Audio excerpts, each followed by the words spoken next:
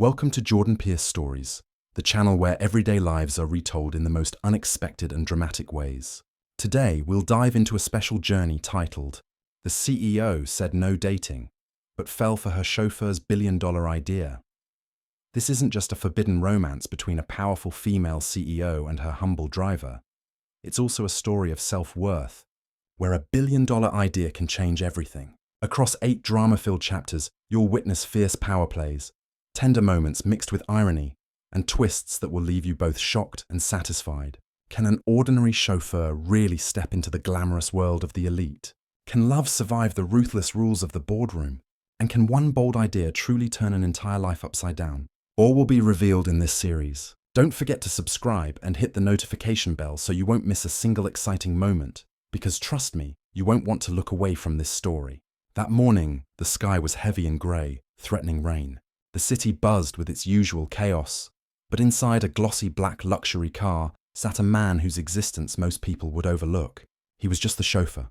His name was Nam, wearing old black gloves and a neatly pressed shirt that wasn't designer by any means.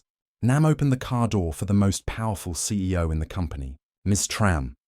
She stepped out with razor-sharp eyes, her high heels striking the pavement like a war drum. Tram was infamous in the business world, not only for her brilliance, but also for her ironclad rule. No dating at work, people whispered behind her back. She doesn't need love, only profits. Nam would smirk quietly. He knew her world, and his were galaxies apart. Yet sometimes the greatest distance lies in an idea no one has ever listened to. That day, Nam wasn't just a driver. He was a silent witness to everything. The tense calls, the curses she hurled into her phone, and the weary sighs when the car doors shut. He steered through gridlocked streets, listening in on pieces of executive conversations. They were fighting over a multi-billion-dollar project, apparently with no solution in sight. And then a thought struck Nam. A solution so simple it was almost laughable. But he stayed quiet. Who in their right mind would tell the most powerful CEO in the company that her chauffeur had a billion-dollar idea? Ridiculous, but fate enjoys playing games. At a red light, Tram's phone slipped onto the back seat. The screen lit up just as Nam glanced in the rearview mirror. Drafts of strategies, endless numbers, arrows pointing in circles, and one glaring note in red. Dead end. Nam's heart raced. If he spoke, he could be fired on the spot. But if he stayed silent, he'd remain forever just the man who opened doors. In that instant, a strange courage surged within him. He cleared his throat. "Excuse me, Mom. Forgive me if I'm overstepping, but I think I might have a way to solve that problem." The words dropped into the air like a stone into still water. Tram turned, her eyes as cold as ice. The entire world inside the car froze, save for the rhythmic thump of the windshield wipers. And at that very moment, both their lives began to change. Tram narrowed her eyes, as if she couldn't believe what she'd just heard. A chauffeur offering a solution to a project that even her entire board of directors couldn't figure out. Ridiculous. She let out a sharp, cold laugh, but hidden within it was a flicker of curiosity. "What did you just say? You think you can solve something 10 of my executives couldn't?" Her voice was low, each word like the point of a blade. Nam knew he was walking a razor's edge. One wrong step and he'd be out of this car forever. But his eyes gleamed. Not with arrogance, but with the quiet fire of someone who had noticed what everyone else had missed. "Ma'am, I wouldn't dare claim I'm smarter than them. But sometimes, an outsider sees what insiders overlook." Tram fell silent. The car glided past towering skyscrapers, sunlight breaking through the clouds, flickering across her face. A face torn between pride and intrigue. "Fine," she said, her tone cutting. "You have 3 minutes. If what comes out of your mouth is nonsense, I'll personally call security to escort you out of the garage." "Understood?" Nam's heart pounded. 3 minutes. 3 minutes to change his fate. He took a deep breath and began painting his vision with words. No flashy jargon, no overcomplicated strategies, just clarity. He spoke about restructuring processes, cutting away redundancies he'd noticed simply from observing employees' daily habits. He used everyday analogies. It's like traffic. When the main road's jammed, you don't just sit there. You take the side street, longer maybe, but faster. In Tram's eyes, the ice began to thaw into focus. 3 minutes passed, but she didn't cut him off. 5, 10. By the time Nam finished, The only sound left was the gentle hum of the engine. Tram leaned back in her seat, arms crossed, staring into the rearview mirror. The pause stretched, unbearable. Then she laughed, not the mocking laugh from before, but something softer. Surprised, amused, intrigued. You're bold, Nam. A chauffeur teaching a CEO how to run her company. But, she paused, her eyes glittering, that idea might not be terrible. At that moment, Nam couldn't tell if he'd just opened a door to heaven or stepped into a bottomless pit. The air inside the car was thick, almost suffocating. Nam could hear his heartbeat pounding in his chest. He hadn't expected to actually speak those words aloud, but now there was no turning back. Tram turned her face toward the window, silent, the kind of silence that made every second stretch into eternity. What was she thinking? Did she see him as reckless, or was she actually considering it? Suddenly, Tram tapped open her tablet, scrolling rapidly through thick reports. She cross-checked, compared, then lifted her gaze back to him in the rearview mirror. This time her eyes weren't cold, they were testing him. Nam.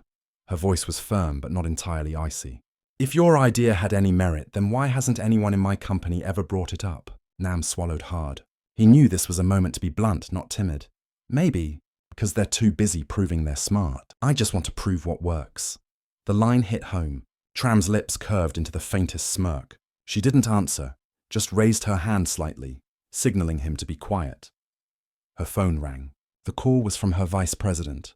His panicked voice filled the cabin. Ms. Tram, we've tried everything. Nothing works. If we don't close this deal within the week, the entire project will collapse. Nam caught Tram's glance in the mirror, a fleeting look that said, You heard that, didn't you? Then, without warning, she hung up and turned to him. All right, you have 24 hours. If in 24 hours you can prove this idea of yours isn't nonsense, I'll listen. But if you can't, her eyes sharpened again, you'll never work here again. Understood? Nam nodded, gripping the steering wheel tight. He knew those 24 hours would determine not just his job, but his future. And strangely enough, in that moment of crushing pressure, he didn't feel fear. He felt exhilaration. The rest of the ride passed in silence. Only the steady hum of the engine and the faint tap-tap of Tram's high heels against the floor, her telltale rhythm whenever she was deep in thought. Nam drove, but his mind spun. 24 hours. How could he possibly prove his idea in 24 hours? He was just a chauffeur. No department, no team, no authority. All he had were years of quiet observation, tiny details no executive ever cared to notice. When the car finally pulled up in front of the towering headquarters, Tram didn't rush out. She slid off her sunglasses, leaned slightly forward, and locked eyes with him. Her gaze was cold, but with a strange spark in it. Nam, she said slowly, I don't believe in miracles. I believe in results. If you fail, consider this conversation forgotten. But if you're right, she paused, a faint smile tugging at her lips. Then maybe I hired the wrong chauffeur. The door shut, leaving Nam alone with his tangled thoughts. Through the rearview mirror, he caught sight of Tram striding into the lobby, her heels striking the marble floor like war drums. Nam exhaled, then laughed, shaky, defiant. He knew from this moment on, he was no longer just a driver. He had stepped into a gamble, one where the prize could be a dazzling future, or a brutal end, and inside him, a thought echoed loud and clear. If she wants results, I'll give her results, no matter the cost. That night, Nam didn't sleep. He pulled out scraps of paper, sketched diagrams, connected ideas with trembling lines of ink. Outside, the city lay cloaked in darkness, but inside a cramped room belonging to a humble chauffeur, a billion-dollar plan was beginning to take shape. That night, Nam's tiny rented room turned into an improvised boardroom. On a wobbly wooden table lay scattered papers, ripped notepads, and even an old city map he once used for directions. Scribbles and arrows began to form the outline of a plan. Nam wasn't a scholar or a businessman, but he had one advantage: the eyes of an outsider. Years of chauffeuring executives had given him front row seats to endless arguments, repeated mistakes, and wasted opportunities. Now, all those quiet observations were fusing into a single vision. He muttered to himself with a crooked smile. Maybe I really am crazy, a chauffeur thinking he can save a company. Outside the city roared, its lights flickering like unformed ideas. He replayed Tram's gaze as she left the car, icy, but with a spark of curiosity. That look convinced him this chance was real, and if he didn't seize it, he'd remain forever a shadow next to men in polished suits. As midnight stretched on, Nam grew more determined. He pulled out his old phone and called an old friend. Hui, a construction engineer, one of the few people he trusted. Hui, I need your help. Just for one day. I've got a plan. Sounds insane, but if it works, it could change everything. There was a pause on the line, then laughter. Nam, you've never stopped being crazy. But I like that kind of crazy. Count me in. Hope flickered alive. Nam realized he wouldn't have to do this alone. Meanwhile, in her lavish penthouse office, Tram sipped red wine, staring out at the city lights. She still wondered, why did she give a chauffeur a chance? Wasn't that the most foolish thing a CEO could do? And yet, the way he spoke, that odd mix of confidence and sincerity, had lodged in her mind. She chuckled softly, whispering to herself, "All right then, chauffeur. Show me your miracle. If you fail, you'll vanish from my life. But if you succeed," her eyes glimmered with something uncharacteristic. Curiosity. Then maybe I'll have to rewrite my own rules. The next morning, Nam woke up with dark circles under his eyes. But inside him burned a fierce fire. He knew these 24 hours would decide everything. He met Hui at a small coffee shop where the only sounds were the hiss of the espresso machine and sunlight struggling through dusty windows. On the table, Nam spread out his rough sketches of the plan. Arrows, notes, and simple analogies. Hui frowned at first, then suddenly burst out laughing. "Nam, you're insane. But this actually makes sense. If applied, it could cut the process down by at least 30% and save millions in costs." Nam's heart pounded harder. A spark of hope confirmed. But he knew theory wasn't enough. For a CEO to believe, he needed proof. Hui nodded firmly. "You'll need data, simulations, at least a presentation. I'll help you set up small models to show it's not just wishful thinking." Nam looked at his friend, eyes glowing. "Thank you. Without you, I don't think I'd have the guts to chase this far." While the two worked feverishly, back at the company, rumors spread fast. CEO Tram is stuck. Her billion-dollar project may collapse. Executives whispered, and some were ready to exploit the chaos. Among them, Fuck the CFO smirked maliciously. Tram's no different from any other CEO, stubborn to the end, and doomed to fail. What he didn't know was that, just a few blocks away in a shabby little room, a chauffeur was rewriting the game. Nam took a deep breath. Glancing at the clock, less than 20 hours left, he whispered to himself, "This isn't just an opportunity. This is war."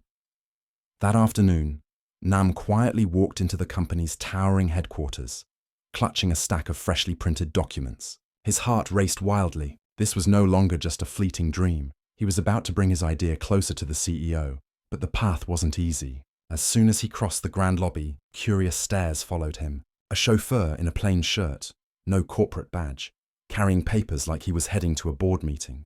People whispered, "What's the driver doing here? I heard he's close to the boss." But really? A chauffeur pitching a project. Before he could reach the elevator, a tall man with a glaring red tie stepped in his way. It was Fook, the CFO. His eyes swept over Nam with disdain. "What are you doing here?" Fook's voice was sharp. "Sir, I have an appointment with Ms. Tram." "Ms. Tram?" He let out a cold laugh. "Who do you think you are? A chauffeur with an appointment with the CEO? Don't make me laugh." Nam drew in a deep breath. He couldn't let fear break him. His voice was steady, though quiet. "If you don't believe me, call her directly. But I have something she wants to hear." Fook froze for a second, suspicion flickering in his eyes. But instead of dialing, he leaned closer, his words icy. "Listen, driver, don't think a few fancy words will change this world. If you dare interfere with our business, I'll crush you until you don't even have a place left in this city." With that, he straightened his tie and strode away, leaving Nam standing in the lobby, sweat trickling down his back. Yet at that very moment, his resolve only hardened. He gripped the stack of papers tighter and whispered to himself, "If they're trying to block me, it only proves this idea is worth something. And I swear, I won't let anyone kill it." Nam stood frozen in the lobby, his heart pounding like war drums. Fook's threats still echoed in his ears. But he knew, if he turned back now, it would all be over. He took a deep breath and walked straight to the reception desk. "Hello." I'm Nam, Miss Tram's chauffeur. I have documents that must be delivered directly to her. His voice sounded steadier than he felt. The receptionist hesitated, doubt flickering in her eyes. Then the phone rang. She answered, listened briefly, and looked at Nam differently. Ms. Tram says you can go up. 45th floor. Nam could hardly believe it. He stepped into the elevator, clutching the papers so tightly his knuckles turned white. Each floor number lighting up above him felt like a countdown to destiny. 10th floor. 20th? 30th? Sweat trickled down his forehead. He closed his eyes, remembering Hai's words. Speak the truth. They can call you foolish, but they can't deny the truth. When the elevator doors opened on the 45th floor, Nam stepped into a corridor lined with red carpet. At the end loomed a set of glass doors etched with bold letters. CEO Office. 2 tall guards blocked his way, eyes sharp as blades. Ms. Tram is expecting me, Nam said, his voice firm. They exchanged a look, then stepped aside. The doors opened.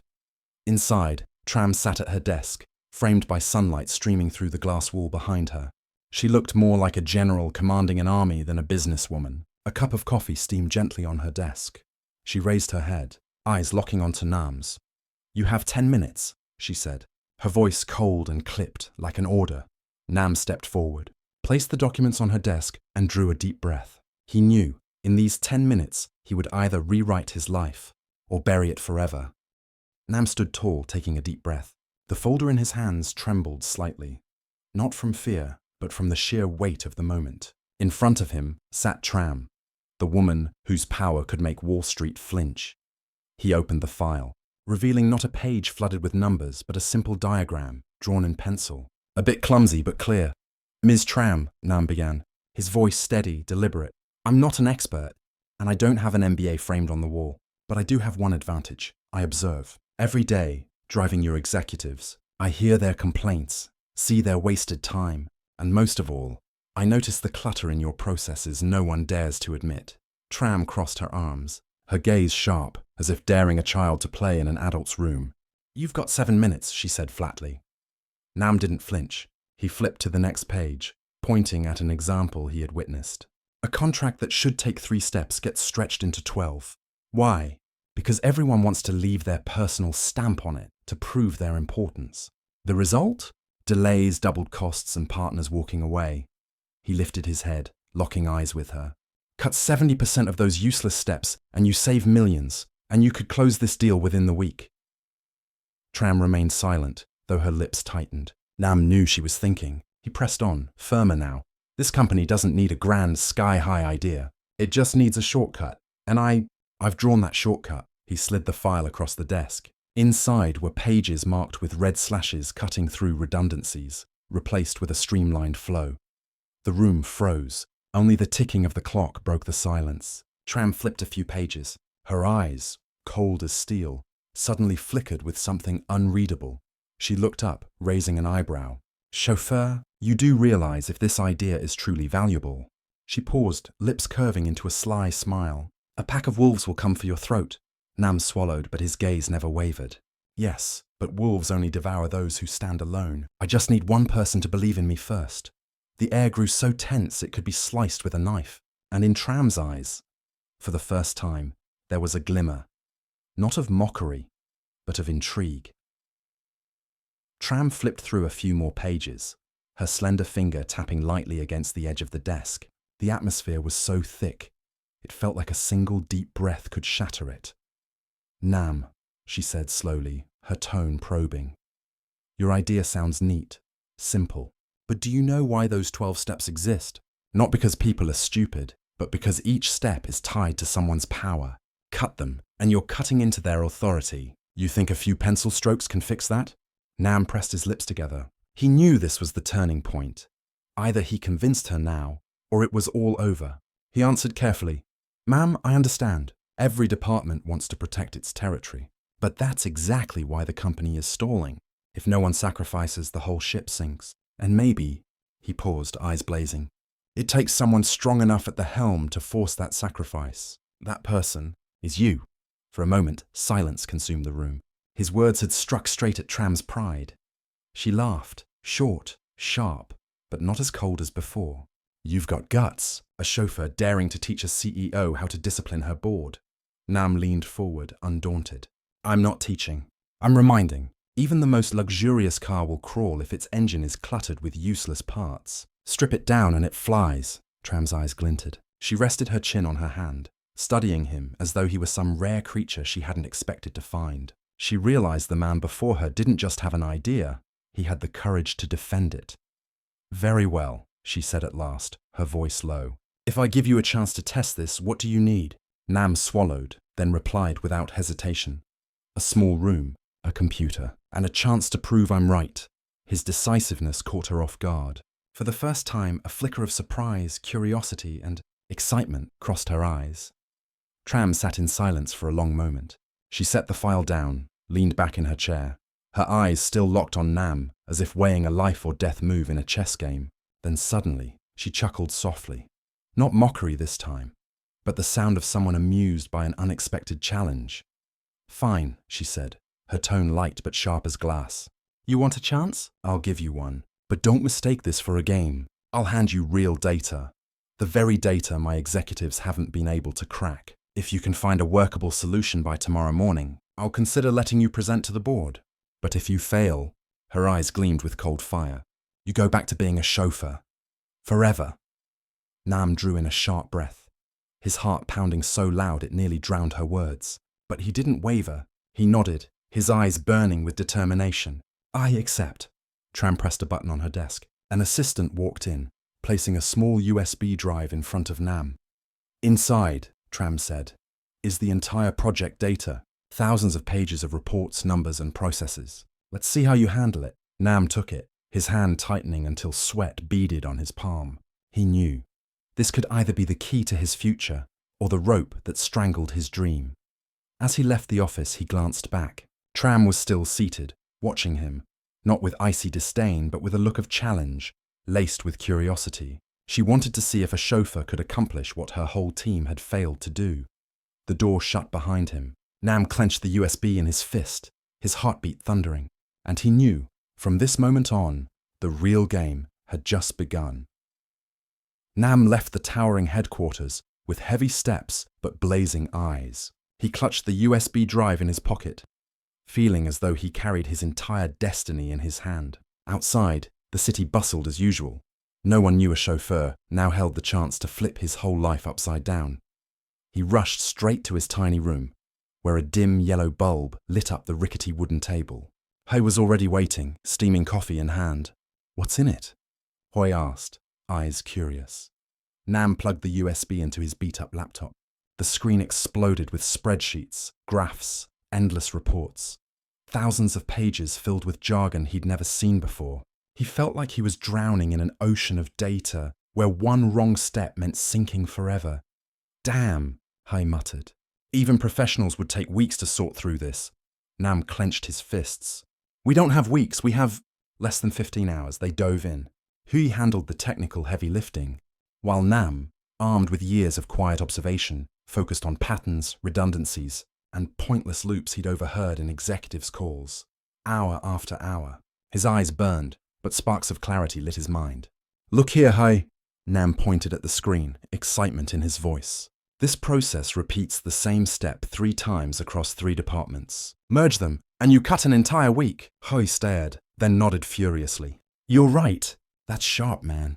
Outside, night fell hard, rain tapping against the glass. Inside the cramped room, 2 men worked like madmen, battling the relentless tick of the clock.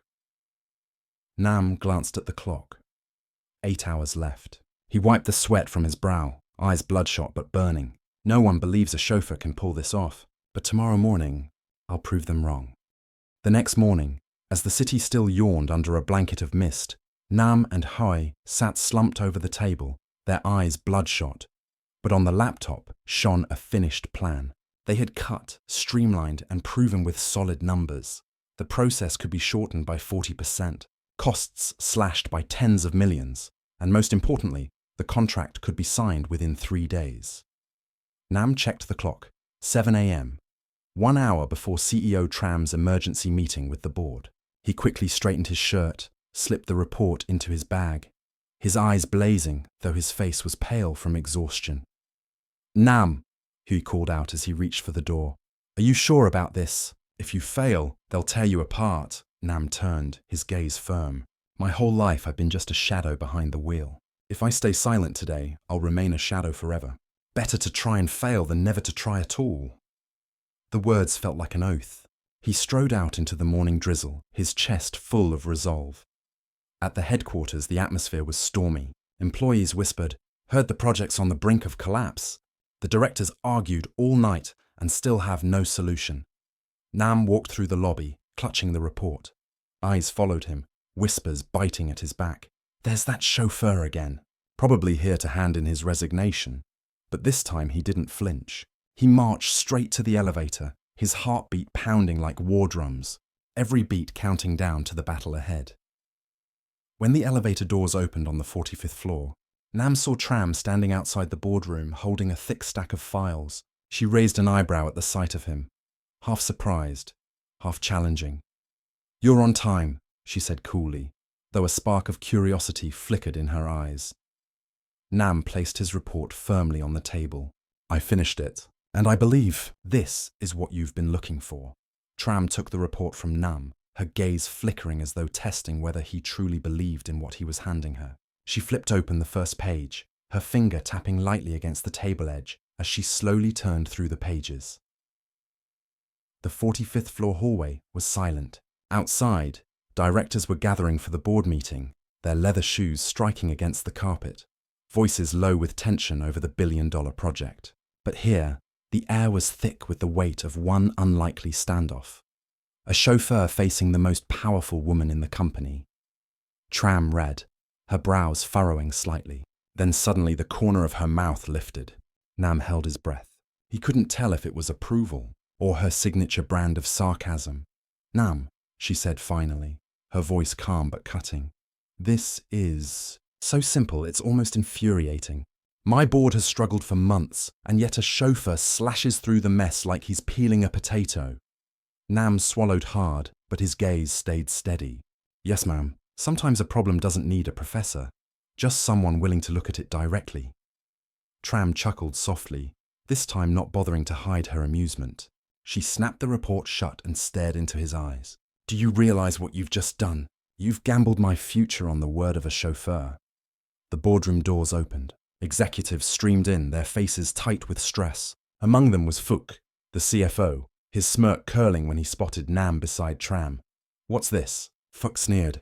"Don't tell me, Tram. You're actually letting your chauffeur pitch ideas for $1 billion project." Whispers rippled through the hall. Nam stood still, sweat prickling at his neck, but inside a voice roared, "This is it. Either fall now, or rise like never before." Tram didn't break her gaze on Nam.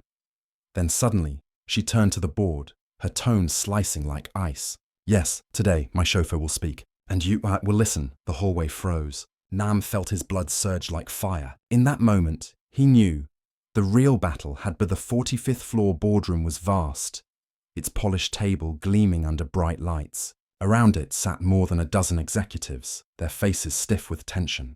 The atmosphere was as heavy as the air before a storm. Nam followed Tram inside. Each step felt like treading on invisible blades. Sneers and doubtful eyes stabbed at him from every corner. Whispers rippled. "What kind of joke is this? We're talking billions and she brings in her chauffeur." Tram took her seat at the head of the table, arms folded, her voice cutting like steel. "Before anyone utters another useless word, you'll listen to Nam.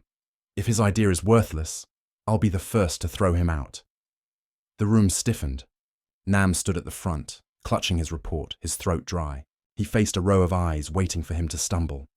"Ladies and gentlemen," he began, his voice shaky at first, but soon steadier. "I know my presence here feels absurd. I'm just a chauffeur, but maybe it's because I'm a chauffeur that I see what you don't." The room fell silent. Only the faint tapping of a pen echoed somewhere down the table. Nam pulled up his slides. On the screen, a tangled mess of arrows and overlapping steps glowed. Then he slashed through the redundancies, revealing a streamlined, direct path. A contract that should take 3 steps. You've turned into 12. Every extra signature adds 3 days and tens of thousands in costs. Meanwhile, your partners lose patience, and in the end, opportunities fall to competitors. Fuchs snorted, interrupting with a sneer. You make it sound so easy. If it were, we'd have done it already. Nam locked eyes with him, unwavering. No, you didn't. Because you were too busy proving your importance. But clients don't care how much power you hold. They only care how fast their deal gets signed. The words detonated like a bomb. Some directors frowned, others slammed their pens down, but a few pairs of eyes flickered, uncertain, reconsidering. Tram leaned back, her lips curling into an unreadable smile. She stayed silent, letting Nam continue. Nam drew a breath, his voice ringing clearer. If you keep this process, the company will bleed hundreds of millions. But if you change, if you dare to change, then in 3 days, the deal will be done. I'm not asking you to trust me outright. I'm asking you to see through the eyes of an outsider. The room sank into silence, heavy but tinged with curiosity, and for the first time, Nam felt he was no longer just a shadow. The boardroom felt like a powder keg just ignited. As soon as Nam finished, a flurry of voices erupted, chairs scraping harshly against the floor. Fuchs slammed his hand on the table. Absurd! This is a billion-dollar company, not a corner shop where a chauffeur gets to cut red tape. Do you realize how many departments would lose control if we stripped it down like that? A female director chimed in, her tone dripping with mockery. We've spent years here, highly educated and trained, and now a chauffeur is teaching us how to work. Ridiculous. The uproar swelled like a rising tide. Some directors even shot sharp glances at Tram, clearly expecting her to crush this nonsense immediately. But Tram remained silent. She sat upright, her piercing eyes scanning the room like a predator waiting for its prey to expose weakness. Nam, sweat dampening his shirt, held his ground. He drew a deep breath and spoke firmly. You're right. I have no degree, no title. But clients don't care about that. They only want results. And the truth is, the more you cling to power, the more contracts this company loses. How many more hundreds of millions will slip away because of egos? The room fell quiet for a beat. A few younger directors exchanged uneasy looks. Fuchs' face flushed red. He barked, "You insolent fool! Who gave you the right to stand here and speak to us?" Before Nam could answer, Tram slowly placed his report back onto the table. The sharp clack echoed through the silent room. I did, she said, her voice low, decisive. And I want to hear everything. The room froze. Every eye turned to Tram. With that sentence, she had staked her CEO authority to shield a chauffeur. Tram shifted her gaze to Nam, the faintest curve at her lips. Do you have more? Then say it all. Show me if you have the strength to silence this entire room. Nam's heart pounded like thunder. He knew this was the turning point. Either he would be remembered as a fool, or this moment would change his life forever. Nam drew in a deep breath. The boardroom was still taut, like a violin string stretched to the breaking point. A dozen pairs of eyes bore into him, some mocking, some dismissive, but now a few carried a flicker of curiosity. He moved to the screen, flipping to the next slide. His voice rang out, no longer shaky but firm, deliberate. Ladies and gentlemen, our company has trapped itself in a maze of procedures, but let me give you a different picture. Imagine a luxury car. It might be expensive, powerful, but if it's clogged with pointless parts, it drags, it sputters, and eventually, it breaks down. That is exactly what's happening here. He pointed to the streamlined diagram. This is the shortcut. I'm not saying it's easy. I'm not saying it's risk-free. But if we try it, within 3 days, this deal can be ours. If not, our competitors will take it, and we'll be left here pointing fingers. Murmurs swept the room. A younger director near the end of the table spoke up hesitantly. Actually, this idea isn't completely crazy. I've thought about trimming steps before, but I never dared propose it, afraid of backlash. Heads turned. Some frowned. Others exchanged thoughtful looks. Fuchs's voice cut through sharply, desperate to regain control. Don't be fooled by this fantasy. He's just a chauffeur. It's laughable. Nam turned toward him, eyes steady. Yes, I am a chauffeur. But that's why I'm not blinded by power, not shackled by ego. I see the problem, and I offer a solution. That's all that matters. Tram chuckled softly, this time with a glint of intrigue. She tapped her finger on the table, and the room fell silent. Perhaps, she said, her eyes still locked on Nam, what this company needs right now is precisely a laughable perspective. The room froze. A new current of energy began to flow, and Nam could feel it. Momentum was shifting. The boardroom was taut, ready to snap. A few directors whispered to each other, clearly wavering, but the protests still rang loud. Fuck slammed his pen on the table. Enough! This idea only works on paper. How can a chauffeur possibly grasp the legal, financial, and risk factors? If we let him lead, this company will collapse in 3 days. Another director jumped in, voice sharp. We can't gamble on an outsider. This is a corporation, not a playground for experiments. Nam felt the weight in his chest, like a stone pressing down. But then he remembered all those nights behind the wheel, overhearing calls, witnessing frustrations no one else acknowledged. He realized he had something they didn't. Raw perspective. His voice rang firm, carrying across the room. You're right. I have no degree, no title, but I have experience. I've heard clients complain in the back seat, furious at slow procedures. I've watched deals slip away because we made them wait too long. This isn't a fantasy. This is reality. He flipped open his file, pulling out a short analysis he had worked on through the night. Projected on the screen were hard numbers. Percentages of time saved. Millions in costs reduced. No theory, just data. These are 3 contracts we lost in the past year. All failed at the same choke point. Endless approval steps. If streamlined as I propose, all 3 would have been closed. The amount this company lost. Nearly $200 million, the room shook. A few directors gaped. Someone muttered a curse under their breath. Even the staunchest skeptics couldn't deny the numbers glowing before them. Tram sat still, her eyes glinting. She tapped her fingers lightly against the table, then spoke, her voice cutting through the stunned silence. So, while you argued for months, my chauffeur spotted the flaw in a single night. The room erupted in murmurs. Nam's legs trembled, but the fire in his eyes burned brighter than ever. The silence in the boardroom stretched for a few seconds until a younger director, who had stayed quiet all along, suddenly spoke up. Actually, he's not wrong. I've also heard clients complain about how our processes are too complicated. But I never dared to say it out loud. The room rippled. Heads turned toward him in surprise. Then an older director slowly nodded. I agree. For years, we've been too comfortable with the old ways. Maybe that comfort has blinded us. Fuck erupted, trying to claw back control. Are you all insane? You'd rather listen to a chauffeur than to your CFO. But his voice now carried a note of panic rather than authority. A female director responded coolly. It's not because he's a chauffeur. It's because he brought real numbers. 200 million lost isn't a joke. The atmosphere shifted. The mocking whispers faded, replaced by murmurs of consideration, skeptical glances slowly turning into nods. Tram leaned back in her chair, eyes alight with amusement. She let the debate unfold, like a general watching the battlefield tilt. Nam drew in a breath, standing tall, his voice resonant. I'm not here to steal anyone's power. I'm here with a solution. If you don't want it, fine. I'll go back to driving. But when this company loses another contract, remember this moment. The chance was right in front of you. A heavy silence swept the room. Nam's chest pounded. But for the first time in years, he stood eye to eye with the men in suits, unflinching. Tram tilted her head, her gaze shimmering with strange satisfaction. She had just glimpsed the fire she had been testing for. The boardroom froze after Nam's challenge. No one expected a chauffeur to stand tall and speak so boldly to the company's top executives.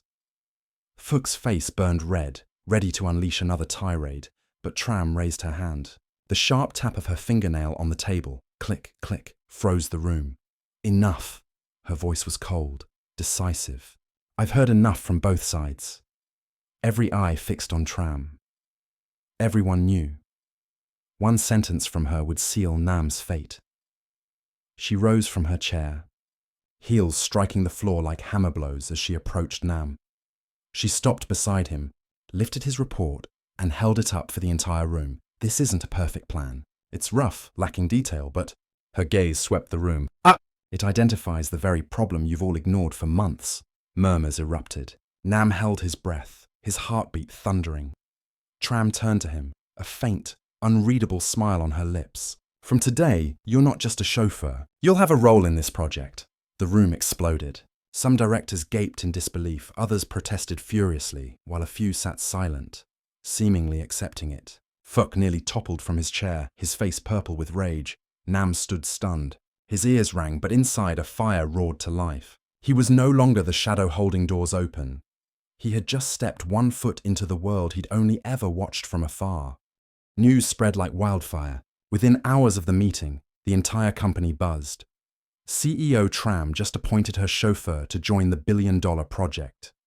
Whispers and chatter echoed through hallways, from the cafeteria to the executive suites. "The most ridiculous thing I've ever heard," one employee scoffed. "Or maybe the most exciting. If he pulls it off, it'll be like a TV drama unfolding in real life," another murmured. As for Nam, walking out of the boardroom felt like stepping off a battlefield. His legs still trembled. He met Hui waiting in the lobby and managed only a weary smile. I just threw myself into the fire." Hui clapped his shoulder, laughing. "At least you're no longer a shadow. From here on, you fight till the end." That afternoon, Nam received his first email. The subject line read, "Trial assignment, 48 hours. Inside, Tram tasked him and 2 mid-level directors to produce a simulation plan based on past data, proving his idea could actually work. Nam's palms sweated. This wasn't just about proving himself. It meant clashing head-on with people who didn't want him to succeed.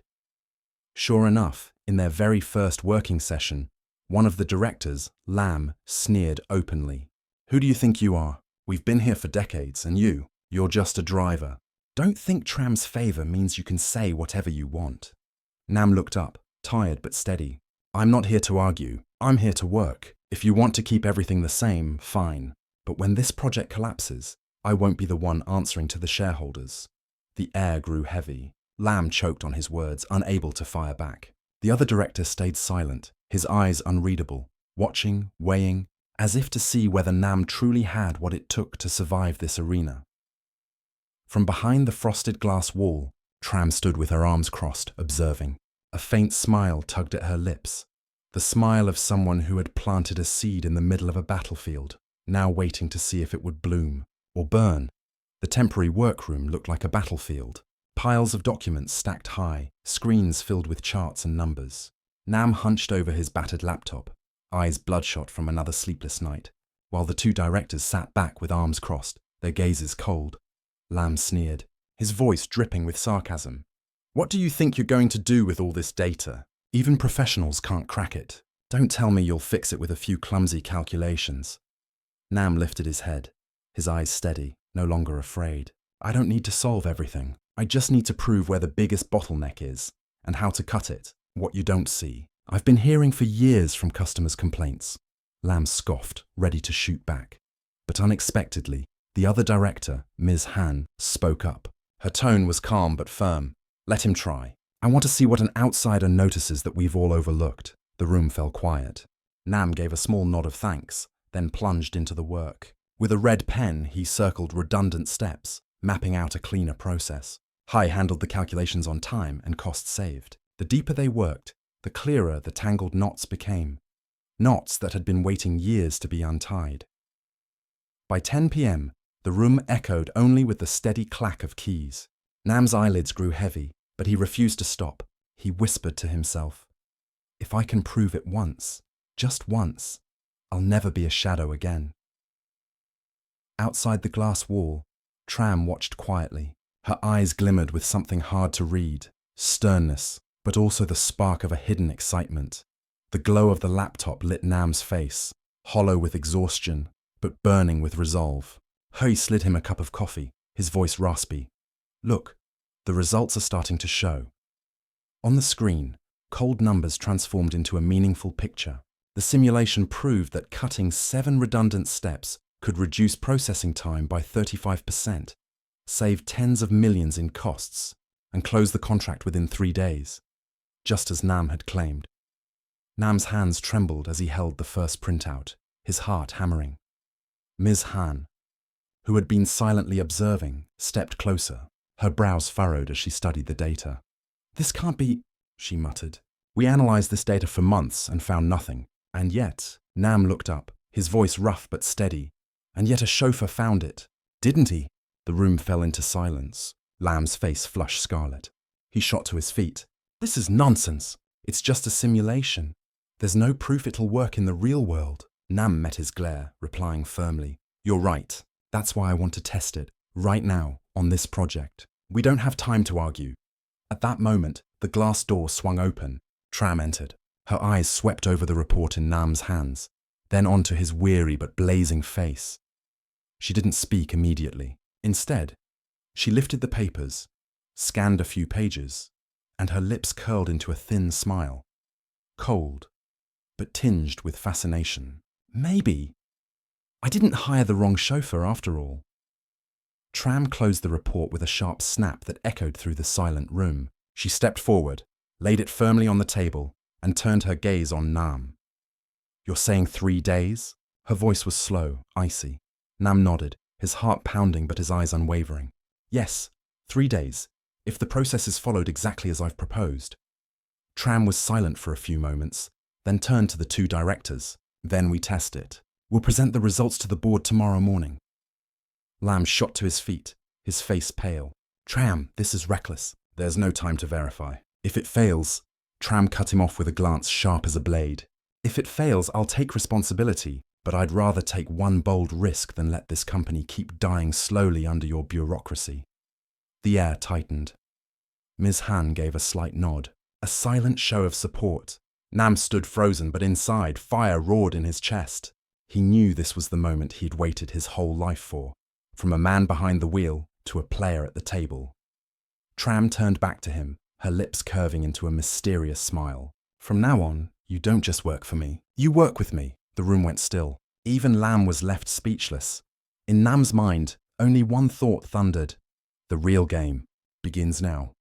The next morning, the 45th floor of the corporate tower boiled with tension. From receptionists to mid-level managers, everyone buzzed about the special meeting. Word had spread fast. The CEO's chauffeur will present a billion-dollar solution to the board. The boardroom gleamed under bright lights, the long table lined with files and open laptops. The directors sat stern, their faces heavy as though bracing for a trial. At the head, Tram watched coldly, her gaze sharp as a blade fixed on Nam. Nam walked in. His suit wasn't as expensive as the designer brands in the room, but it was neat, pressed. His hand clutched the report, his steps heavy but steady. In his mind echoed He's words, "Just speak the truth. They may laugh, but they can't deny the truth." Fuck cleared his throat, shooting him a daggered look. "Remember, this isn't a high school classroom. One mistake here could cost the company hundreds of millions." Nam met his eyes calmly. "Yes, and that's exactly why I'm here." Murmurs rippled across the table. Some stifled snickers, but others leaned forward, curious. Tram tapped her fingers lightly against the table. "Begin, Nam. We don't have much time." Nam inhaled deeply and opened his first slide. The screen lit up with the old process map, messy, tangled, a labyrinth of wasted steps. Everyone in the room knew it well, but this time, they would hear it explained by a man they once dismissed as a shadow behind the wheel. He lifted his head, his voice clear and strong. "Ladies and gentlemen, today I'll show you why we've been losing hundreds of millions and why we can change that in just 3 days." The air dropped into silence. Every whisper died away, leaving only a heavy stillness, as if the entire room was holding its breath for the first explosion. Nam pointed at the screen, where a tangle of arrows twisted into chaos. His voice was low but sharp. "This is our current process. It looks like a map, but in reality, it's a maze. Clients get trapped in it, and eventually they walk away." He clicked to the next slide. Red boxes slashed across redundant steps. 12 steps, 7 of them completely pointless. For example, the same document passes through 3 different departments for 3 identical stamps. The result? 9 days wasted and the contract still sits on the desk. Some directors frowned. One muttered under his breath, "Damn, that really does happen." Nam pressed on, eyes blazing. "We lost a $70 million deal because the client got tired of waiting. Meanwhile, our competitors signed theirs in 3 days. This isn't theory. These are facts." The room stirred. Faces grew tense. Glances darted across the table. Fuck let out a harsh laugh, trying to regain control. "You make it sound like trimming a few steps will solve everything. Do you even know one of those steps could shield us from lawsuits?" Nam turned to him, calm and steady. "Mr. Fook, protecting the company doesn't mean turning the process into a prison. Clients don't sue us for moving fast. They leave us for moving slow." The words sliced through the air. A few younger directors nodded, while the older ones sank deeper into their chairs. Tram remained still, her eyes narrowing, lips curving faintly. She was clearly savouring the sight. A chauffeur forcing her board to choke on their own silence. Nam clicked to the next slide. On the screen appeared 3 cancelled contracts from the past year, with bold letters across the top. 200 million lost. He turned to the room, his voice booming. This isn't theory. This is money. $200 million. Not because our competitors were smarter, but because we were slower. The air in the boardroom thickened. Some directors winced, others lowered their eyes, unable to meet his gaze. Nam pressed on, firm and unwavering. I'm not here to prove I'm smarter than anyone. I'm here to prove one truth. Our clients are tired of us. If we don't change, we'll keep bleeding hundreds of millions. If we do change, we can close this deal in just 3 days. Fuchs slammed the table with a thunderous crack. You arrogant fool! A chauffeur calling us blind? Nam clenched his fists, but his eyes never wavered. No, sir, I'm saying you've sat in leather chairs so long, you've forgotten what clients care about. They don't care whose chair is bigger. They care about when their deal gets signed. The room erupted in murmurs. Some younger directors nodded vigorously. One even clapped softly. Tram sat still, her eyes flashing like twin blades. She looked at Nam, then swept her gaze across the board. A sly half-smile curved her lips. You hear that? This is the truth you've been ignoring. And today, a chauffeur had to remind you. The room fell silent. No one dared speak. Nam stood there, his breath ragged but his heart blazing. For the first time, he had made the entire board listen. The boardroom air was thick, every eye fixed on Tram. Nam stood still, breath ragged, his hand trembling slightly from adrenaline. Fuchs' lips pressed tight, his face red with fury. Tram rose slowly. The scrape of her chair echoed sharply, pulling the entire room into silence. She stepped to the head of the table, holding Nam's report, her voice ringing clear. I've heard enough. Starting today, this project will follow the streamlined model, and the person directly overseeing the trial will be Nam. The room erupted. Several directors shot to their feet. Impossible. We can't hand $1 billion project to a chauffeur. The uproar grew, but Tram raised her hand, eyes icy. Enough! You've had years of experience and lost us $200 million right under your noses. Meanwhile, an outsider pointed out the truth you refused to see. From now on, I want the truth, not egos. Shock rippled across the table. Some younger directors lowered their heads. Others bit their lips in silence. Fuchs stood abruptly, his face pale. Tram, this is madness. I object. Tram turned to him, her gaze like a blade. Your objection is noted, but the final decision is mine. The room plunged into a deadly silence. Nam stood frozen, his ears ringing, his heart pounding like thunder. He could hardly believe it. Within days, he had gone from chauffeur to supervisor of $1 billion project. Tram glanced at him, lips curling into a half-smile, half mocking, half intrigued. Congratulations, Nam. From this moment on, you're officially in the real game. Nam's first day as project supervisor was like being thrown straight into battle. The office buzzed, employees whispering behind his back, their eyes split between curiosity and doubt. One group of managers sighed loudly. How long will this circus last? Just wait, he'll crash within a week. Nam heard them, but he didn't answer. Fear still churned in his gut, but it burned alongside a roaring fire. This was his one chance. Tram showed no mercy. That morning, she piled tasks on him. Review every pending contract, map a trial workflow, and deliver a progress report by day's end. You want to play big? Fine. But remember, one missed detail and the whole company pays. And when that happens, don't expect me to save you, she warned, her eyes sharp as steel. Nam nodded, sweat slicking his palms. He returned to his tiny desk, barely better than the reception's, but he placed the files carefully, opened his laptop, and dove in. The hours became a storm. Staff dropped off documents, data sheets piled high, and skeptics hurled questions to trip him up. Lam, of course, seized every chance to sneer. You think you'll finish this in a day? Don't make me laugh in front of the board tonight. Nam looked up, eyes bloodshot but steady. I won't give you that chance. By late afternoon, sunlight streaming through the windows, Nam had filled the whiteboard with streamlined diagrams, each redundant step slashed in red.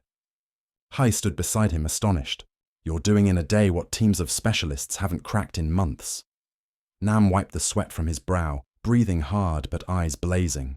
If I want to be recognized, I have to win the very first round.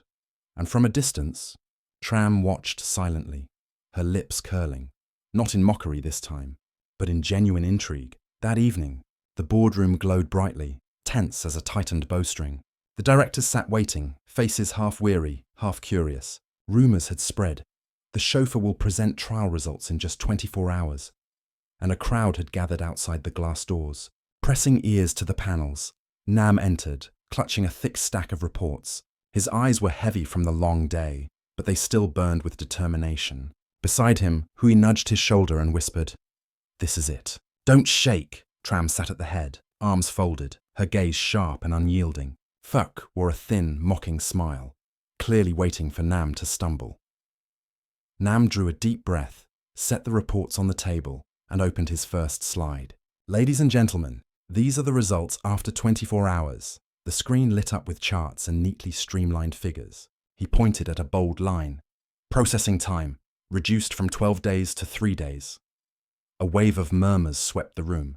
Some directors bent closer to their laptops, double-checking the numbers. One even gasped softly. "This can't be." Nam pressed on, voice steady and clear. "This isn't theory. We took a pending contract, ran it through the new workflow. The result? It was signed in 72 hours. If scaled across the company, this could save us at least 100 million annually." The atmosphere cracked with electricity. Directors exchanged hurried whispers, their faces shifting from doubt to seriousness. Fuck slammed the table with a bang. "This is just a simulation!" "Who guarantees in real practice it won't fall apart?" Nam turned to him, eyes blazing, voice resolute. "No one can guarantee that, sir. But if we sit here arguing, the only guarantee is we'll keep losing hundreds of millions." The words sliced the air. Silence fell over the room. Tram's lips curved faintly, as though she had been waiting to hear that exact line. The boardroom hung in taut silence. No whispers, no scraping chairs, only the dry tick of the clock filling the air. Tram set her pen down and rose slowly. Each step she took echoed through the vast room, pulling every gaze toward her. She lifted Nam's report high for all to see. "You can sit here and keep doubting, but in 24 hours, a chauffeur accomplished what an entire team of specialists failed to do for months. He's not perfect, but he saw the truth you've been willfully ignoring." Some faces dropped, others flushed red with shame. Tram turned to Nam, her eyes piercing. Her voice was cold, yet strangely carried the weight of acknowledgement. "From this moment, you are no longer a chauffeur.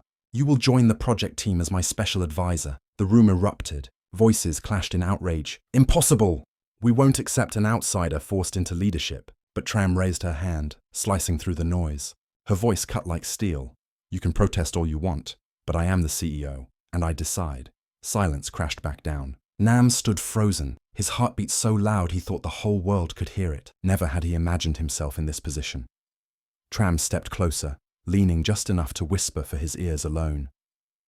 "You've taken one step. But this game is far from over. Do you have the guts to see it through?" Their eyes locked. In that moment, Nam realized. The bond between them was no longer master and chauffeur, but two players caught in a dangerous, irresistible game. The boardroom stayed frozen in silence after Tram's declaration. Nam stood at the eye of the storm, feeling the world shift beneath him. Once just a man who opened car doors, he now held the chance to shape a billion-dollar project. The meeting ended in chaos, filled with protests and muttered dissent. Directors filed out with heavy faces, some angry, some shaken, others deep in thought. Nam gathered his reports, his heartbeat still pounding. Just as he turned to leave, a hand stopped him. Tram stood there, her eyes cold but flickering with something unusual. "You silenced them today. But don't think it's over. From now on, you'll be a thorn in many sides." Nam smiled, weary but proud. "I'm used to being looked down on.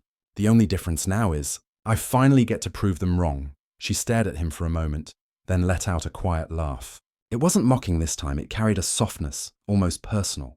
"You're reckless. And maybe that's what makes you interesting." In that fleeting moment, Nam sensed something had shifted between them. No longer just CEO and chauffeur, but two people standing on a dangerous line between power, ambition, and an unspoken spark. He bowed his head. "I won't waste the trust you've given me." Tram gave a small nod, then turned away, her voice lingering like a promise. "Don't disappoint me, Nam, because if you succeed, the real game has only just begun."